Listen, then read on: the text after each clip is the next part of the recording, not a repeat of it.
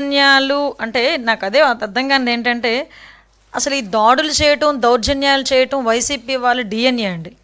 YCP వాళ్ళ డిఎన్ఏలో అది ఉంది. దాడి, దౌర్జన్యం, వినాశనం, అవినీతి, ఇదంతా వైసీపీ డిఎన్ఏలో ఉంది. నేను దాని గురించి మాట్లాడలే. ఈరోజు ఒకటి ఆలోచించండి, ఈ దాడులు జరుగుతున్నాయి, ఇవి జరుగుతున్నాయి, అవి జరుగుతున్నాయి అని చెప్పేదానికి ఎలక్షన్ కమిషన్ కూడా చూస్తుంది. ఎలక్షన్ కమిషన్కి ప్రతి ఒక్కటి తెలుసు. మీరు ఎవరి మీదైనా కంప్లైంట్ పెడితే కంప్లైంట్ మేము తీసుకుంటున్నాం, కంప్లైంట్ మీద మేము కేసు ఫైల్ చేస్తున్నాం. అన్నీ కూడా క్లియర్గా జరుగుతున్నాయి.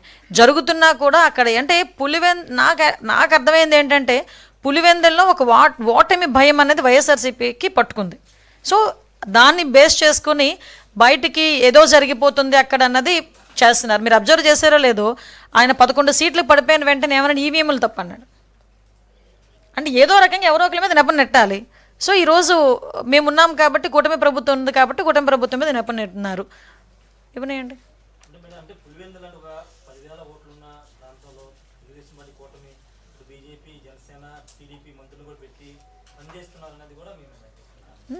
ఏంటి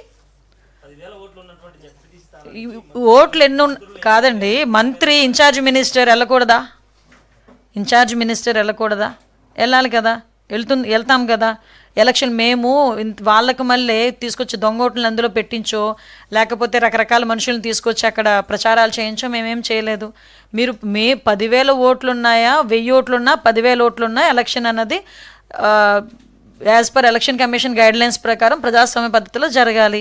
ప్రజాస్వామ్య పద్ధతి దానికి దేనికైనా వ్యతిరేకత ఏదైనా ఉందేమో చెప్పమనండి. ఈరోజు మాకు ఎలక్షన్ క్యాన్వాసింగ్ చేసేటప్పుడు రకరకాల మనుషులను తీసుకొచ్చుకుని చేయించుకుంటాము. కొంతమంది అయితే ఎలక్షన్ క్యాన్వాసింగ్లో సినీ యాక్టర్స్ని పిలిపించుకుంటారు, సీరియల్ యాక్టర్ని పిలిపించుకుంటారు, వాళ్ళకి నచ్చిన నాయకుని పిలిపించుకుంటారు, పక్క రాష్ట్రాల నుంచి నాయకులను పిలిపించుకుంటారు. అదంతా తప్పని చెప్పడానికి మీకండి, అది ప్రజాస్వామ్యం వాళ్ళకి ఇచ్చిన హక్కు. దాంట్లో మనకేంటి?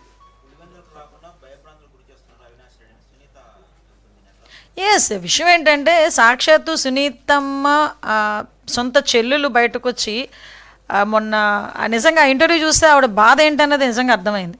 ఒక తండ్రిని కోల్పోయి ఇన్ని సంవత్సరాల తర్వాత కూడా ఆవిడ న్యాయం గురించి పోరాటం చేసే పరిస్థితి. ఈ న్యాయం గురించి పోరాటం చేసే పరిస్థితి అనేటప్పుడు ఒక చిన్న లాజిక్ కూడా మనం అర్థం చేసుకోవాలి. 5 సంవత్సరాలు సొంత అన్నయ్య ఉన్నాడు సీఎంగా. ఇప్పుడు ఆవిడ పడుతున్న బాధ కూడా ఇప్పుడు సిబిఐకి వెళ్ళింది కాబట్టి, సిబిఐ ఎంక్వైరీ చేస్తున్నారు కాబట్టి, స్టేట్ గవర్నమెంట్ నుంచి మేము ఇవ్వాల్సిన సపోర్ట్ అంతా మేము చేస్తున్నాం, మేము సహకరిస్తున్నాం ఎంక్వైరీకి.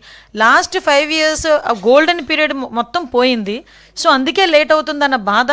At the same time last ఆవిడ ఎంత బాధపడ్డారన్న సంగతి కూడా సొంత చెల్లెలే బయటకు వచ్చి వాళ్ళ ఫాదర్ జన్మదిన సందర్భంగా మాట్లాడటం అనేది నిజంగా ప్రజలందరూ కూడా అర్థం చేసుకోవాలి, ఎటువంటి వ్యక్తిని లాస్ట్ 5 సంవత్సరాలు సీఎం చేశారన్న సంగతి కూడా. తప్పలేదండి. ఎస్ తప్పలేదు. ఆవిడ బాధ, ఆవిడకి ఆ హక్కు ఉంది. ఎందుకంటే తండ్రిని అంటే మామూలుగా ఏదో జబ్బు చేసో లేకపోతే ఏదో రకంగా చనిపోవడం అన్నది వేరు. తండ్రిని కళ్ళ ముందు తను అంత క్రూరంగా చంపేసరికి ఏ కూతురికైనా ఆ బాధ ఉంటుంది. అందులోని సొంత మనుషులే చేశారు ఈ పని అనేసరికి ఇంకా పెయిన్ ఎక్కువగా ఉంటుంది. ఆ పెయిన్ కొద్ది తను మాట్లాడారు. ఇన్వెస్టిగేషన్ ఆవిడకి ఆ హక్కు ఉంది.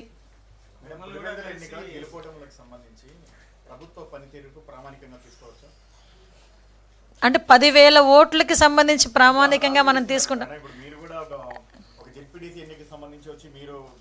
ఎగ్జాక్ట్లీ.